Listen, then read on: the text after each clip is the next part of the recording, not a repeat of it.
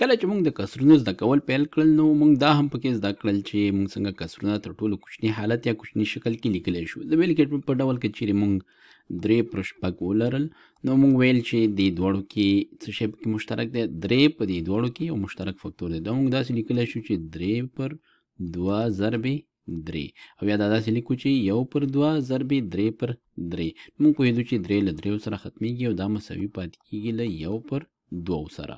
نو وایو چې 1 پر 2 د 3 پر شپږو تر ټولو کوچنی یا شکل یا حالت دی.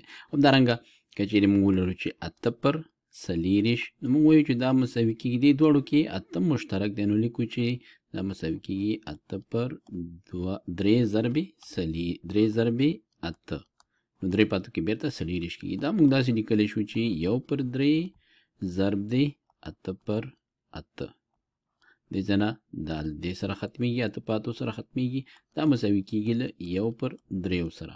نو د دې تر ټولو ساده شکل دا یو دی. عین مفهوم په نسبتي افادو کې هم دی. نسبتي افادې عین لکه د کسري عددونو یا نسبتي عددونو په شکل دی. یوازې دا دی چې د هغې په صورت او مخرج کې موږ سره څه شی وي الجبري افادې وي یا متحولونه پکې را سره موجود وي. راځم زه تاسو ته په مثال کې ښیم چې څه معنی که چیرې موږ داسې یوه الجبري افاده ولرو چې 9x جمع 3 دا تقسیم پر 12x جمع 4 سره. نو دلته موږ سره په صورت او مخرج کې الجبري افادې چې متحول هم پکې دی. نو دا موږ داسې لیکلی شو چې دی کې موږ 3 مشترک فکتور په شکل اخلو. دا مساوي کېږي 3 پر 3 ضرب 3x جمع 1 دا چې په دې کې بیرته ضرب شي دا لاسته راځي. همدارنګه په مخرج کې 4 پکې مشترک نیولی شو. دا مساوي کېږي 3x جمع 1 دا چې په 4 کې ضرب کو بیرته 12x جمع 4 په لاس راځي. نو لکه د دې په شکل دلته اوس موږ سره څه شی دی د صورت او مخرج کې مشترک فکتور دی. لکه عددونو کې چې دا یو بل سره ختمیږي دلته هم دا یو بل سره ختمیدی شي. نو ویلی شو چې د دغه نسبتي الجبري افادې څه شی د نسبتي الجبري افادې ساده حالت یا تر ټولو لنډ یا کوچنی حالت څه شی دی 3 پر 4. همدارنګه بل مثال ته راځو که چیرې ولیکو چې x مربع منفي 9 تقسیم پر 15x منفي 15 او یا جمع 15 دا مساوي کېږي له څه سره. لومړی راځو دا ګورو چې دا د مربعاتو څه شی دی تفاضل دی. دا موږ داسې تجزیه کولی شو چې دا مساوي کېږي x جمع 3 او x منفي 3 مخرج ته راځو په دې کې 15 مشترک نیولی شو. دا مساوي کېږي 15 ضرب دی x جمع 3. یو ځل بیا ګورو چې دواړو کې x جمع 3 څه شی دی مشترک فکتور دی. موږ کولی شو چې دا له دې سره ختم کړو. خو لکه مخکې ویډیوګانو کې چې موږ خبره کړې وه دا موږ یوازې په همدې شکل نه وایو چې دا ختم شو او دا مساوي شو له څه سره x منفي 3 پر 15 سره. دا له دې سره مستقیما یوازې مساوي نه دی بلکې دلته باید موږ دا شرط ورسره ذکر کړو چې دا په هغه صورت کې داسې کېږي چې د x هغه قیمت دی نه وباسو چې په هغې سره دغه مخرج څو کېږي مخرج ورسره صفر کېږي. ځکه کله چې مخرج صفر شو بیا دا خبره ځي مبهمو یا مختلطو عددونو ته. نو دې سره بیا دا شرط کړو چې دا مساوي دی له دې سره په هغه صورت کې چې x مساوي نه وي له منفي 3 سره. ځکه منفي 3 سره دغه مخرج صفر کېږي. نو وایو چې دا مساوي دی له دې ټولو سره. دا یوازې دې سره مساوي نه دی ځکه دا په x منفي 3 کې هم تعریف لري. خو دا یوه افاده چې دا کله چې x منفي 3 شي بیا دا ورته تعریف شوی نه ده. نو دې لپاره چې دا مساوي له دې سره شي موږ باید دغه اضافي شرط ورسره کېږدو چې x باید له منفي 3 سره مساوي نه وي. په ورته ډول که چیرې دلته راشو داسې موږ ویلی وی چې y مساوي له دغه تابع سره او موږ غوښتل چې دې ګراف رسم کړی وی نو ښایي موږ داسې ویلی وی چې دا خو مساوي شو له دې سره یعنې دا د y سره مساوي دی او د دې ګراف به څه شوي داسې یو مستقیم خط وي چې y مساوي 3 پر 4 سره د هره نقطه کې قیمت راځي. خو موږ باید دلته هم یو څه شی کړی وی یو استثنا جوړه کړې وی او هغه دا و چې دغه قیمت باید مساوي له صفر سره نشي او دا په کوم سره صفر کېږي دا چې کله x مساوي منفي 1 پر 3 سره شي. نو کله چې x منفي 1 پر 3 سره شي دا بیا صفر کېږي دا بیا تعریف کېږي نه. ځکه دې سره باید موږ لیکلی وی چې y مساوي کېږي 3 پر 4 سره په هغه صورت کې چې یا دا ټول مساوي کېږي له 3 پر 4 سره په هغه صورت کې چې x مساوي نه وي له منفي 1 پر 3 سره. نو دغه شرط سره دغه شرط سره دا یو قیمت یا وای مساوي کیږي دا افاده مساوي کیږي له 3/4 سره. بل مثال ته راځو x مربع مثبت شپږ x مثبت 15 تقسیم پر x مربع منفي x منفي 2. یو ځل بیا دا صورت او مخرج مونږ په فکتورونو تجزیه کوو بیا ګورو چې څه شی پکې مشترک دی عین لکه کسرونو کې چې مونږ تر سره کول. نو به لیکو چې دا مساوي کیږي صورت کې مونږ دوه داسې عددونه پیدا کوو چې ضرب حاصلې 15 شي جمع حاصلې شپږ شي. نو ماته چې کوم عددونه ذهن ته راځي x جمع 15 او x جمع یو ځکه یو په 15 کې 15 یو 15 شپږ کیږي. راځو مخرج ته دلته دوه داسې عددونه پیدا کوو چې سره جمع شي منفي 2 شي چې سره ضرب شي منفي 2 شي سره جمع شي منفي 1 شي. نو عددونه دي منفي 2 او مثبت 1 x منفي 2 او x مثبت 1. نو دا به بیا له دې سره ختم شي. نو دا به مساوي پاتې شي صورت کې لیکو چې x مثبت 15 او مخرج کې لیکو x منفي 2.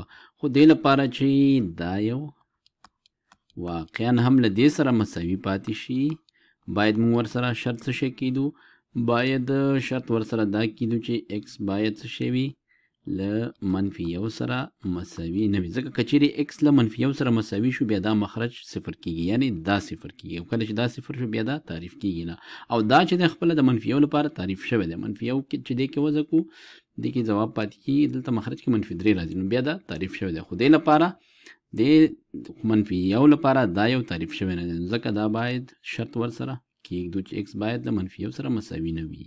نو دا ټوله افاده مساوي ده له دې ټول سره. راځو لږ څه سخت سوال پوښتنه پکې حلو. دلته ګورو چې د x مربع ضریبونه په صورت او مخرج دواړو کې له یو څخه بدل دي.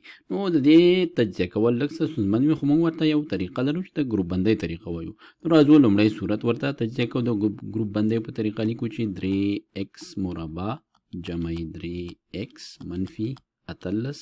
نو داسې دوه عددونه a او b پیدا کوو چې سره ضرب شي نو 3 ضرب منفي 18 پلاس راکړي یا منفي 450 دا دوړې سره ضرب کو منفي 450 کیږي او همدارنګه a جمع b موږ ته څه پلاس راکړي مثبت 3 پلاس راکړي.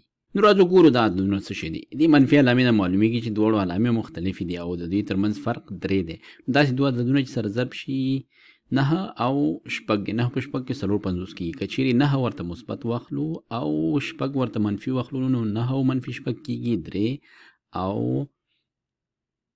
9 ضرب منفي شپږ کیږي منفي 450. نو دا موږ داسې لیکلی شو چې 3x مربع مثبت 9x منفي شپږ x منفي 18. ښه دا موږ د کمه کړل موږ دغه 3x راواخیسته دا مو په دې شکل ولیکه 9x منفي شپږ x که دا قوسونه ورم نه کو پروا نه کوي نو 9x منفي شپږ x بیرته 3x کیږي یوازې دا موږ دې کار لپاره وکړو چې دلته موږ ګروپونه جوړ کړو. اوس موږ کولی شو ګروپ بندۍ په واسطه باندې دا بیل تجزیه کوو دا بیل تجزیه کوو او دا موږ کولی شو چې نه هم دې خوا لیکلی دا شپږ x هم دې خوا لیکلی وي بیا هم څه فرق پکې نه راته خو دې دپاره هم دلته ولیکل چې دا دواړه مثبت دي دا منفي دي نو ګروپ بندۍ کې به لږ څه اسانتیا په لاس راشي.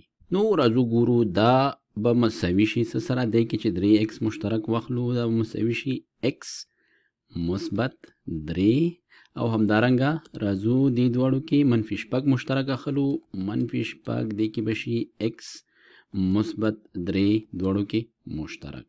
نو راځو دا ترې نه مشترک اخلو نو دلته به موږ د پلاس راشي 3x منفي شپږ به شي او ضرب x مثبت 3 کچېرې دا دواړه موږ ضرب کو بیرته دا حالت ته راګرځو. نو له دې ځایه موږ راځو دا صورت به داسې ولیکو چې صورت نه څه جوړ شو صورت نه جوړ شو 3x منفي شپږ قوس کې او ضرب دی x مثبت 3 دا شو د دې صورت. اوس راځو دی مخرج هم څنګه کوو تجزیه کوو. را به شو دلته به ولیکو چې 2x مربع مثبت 15x منفي 3 دا چې موږ په ګروپ بندۍ باندې تجزیه کوو دلته به دوه داسې عددونه پیدا کو a او b چې سره ضرب شي ځواب پلاس راکړي منفي شپږ او چې سره جمع شي ځواب پلاس راکړي مثبت 15. نو هغه دوه عددونه ماته په ذهن کې راځي چې کم دي هغه دوه عددونه شپږ او منفي 1. نو موږ اوس دا داسې لیکلی شو چې 2 اکس مربع دلته راځو منفي شپږ اکس د دې سره لیکم ځکه شپږ او دوه چې دی دا یو مشترک فکتور خپلو کې لري او بیا لیکم مثبت بلکې دا مثبت شپږ او دا به شي منفي اکس او منفي درې ما څه وکړل ما یوازې دغه 5 اکس راواخیسته په دې شکل مې بیرته ولیکه په دې شکل اوس کولی شو چې دلته لږ څه قوسونه ځای پر ځای کړو او دا د ګروپ بندۍ په طریقه باندې دا تجزیه کړو نو دلته لیکم دې دواړو کې 2 اکس مشترک اخلم دا به مساوي شي 2 اکس ضرب دی دلته پاتې کېږي اکس جمع 3 او همدارنګه دې دواړو نه چې منفي یو مشترک واخلم دلته به پاتې شي اکس جمع 3 سره اوس اکس جمع 3 چې پکې مشترک وباسو دلته به موږ ته پاتې شي دا دواړه سره یو ځای ولیکو چې 2 اکس منفي یو او همدارنګه دا مشترک پکې راخلو اکس جمع 3 نو را به شو مخرج کې به ورته ولیکو چې مساوي کېږي 2 اکس منفي یو ضرب اکس جمع 3 یو ځل بیا په صورت او مخرج کې مونږه مشترک فکتور لرو دا به له دې سره ختم شي خو مونږ باید دا شرط هم ورسره علاوه کړو چې اکس باید څنګه وي اکس باید له منفي 3 سره مساوي نه وي ځکه که چیرې اکس منفي 3 شي دا به صفر شي نو بیا عدد تقسیم پر صفر دا څنګه کېږي تعریف شوی نه دی نو ځکه مونږ وایو چې دغه ټوله افاده دا مساوي ده له څه سره دا مساوي ده له دې سره دا ورته دلته لیکلی شو چې مساوي کېږي 3 اکس منفي شپږ تقسیم پر 2 اکس منفي یو خو په دې شرط چې اکس باید څنګه وي اکس مساوي له د منفي 3 سره نه وي